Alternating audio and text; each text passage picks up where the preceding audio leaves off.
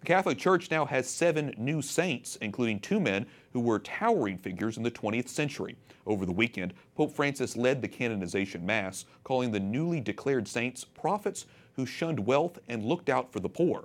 Vatican Correspondent Juliet Linley has more. In front of 70,000 faithful in St. Peter's Square, Pope Francis declared Pope Paul VI and Archbishop Oscar Romero of El Salvador saints, along with 2 priests, 2 nuns, and a 19-year-old Italian. Francis wore the blood-stained rope belt Romero was wearing when he was gunned down in 1980, and he used Pope Paul VI's staff, chalice, and pallium vestment.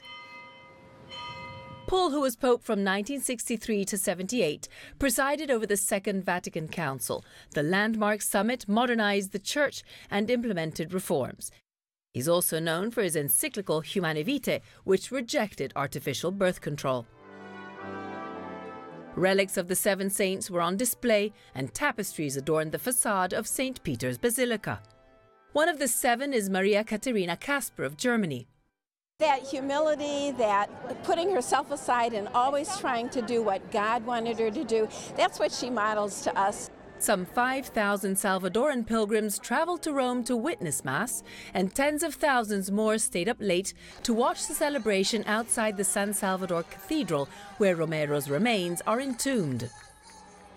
Romero's influence continues to resonate with El Salvador's youth as the country endures brutal gang violence. Juliet Linley joins us now with more. Juliet, what influence did Oscar Romero and Pope Paul VI have on the Holy Father? Wyatt, Paul VI was Pope during Francis's formative years as a young priest in Argentina after he was ordained in 1969. The Holy Father called Paul a prophet of a church turned outwards in terms of caring for the poor, and Francis also has a personal connection to Romero.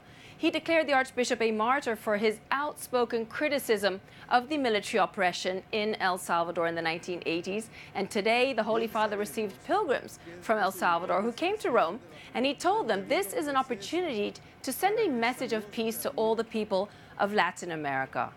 And Pope Paul VI is known for presiding over Vatican II and for Humanae Vitae, his encyclical.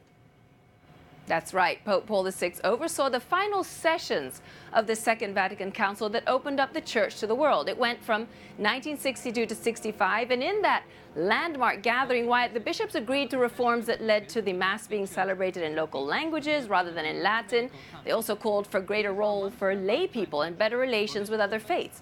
But Wyatt, Paul is perhaps best known for Humanae Vitae, his document that reaffirmed the Church's teaching on marriage and family, and it rejected artificial contraception. Paul is also very important to Pope Benedict XVI. He made him a cardinal back in 1977. And speaking of the Pope Emeritus, Juliet, did Benedict XVI attend the canonization? White officials said that the 91-year-old was too weak to attend, but Francis did pay Benedict a visit at his residence inside the Vatican on Saturday evening, the night before the ceremony. Well, it's too bad he wasn't able to attend, but it's nice to see Francis and Benedict continuing their friendship.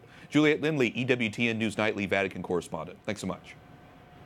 Thank you, Wyatt.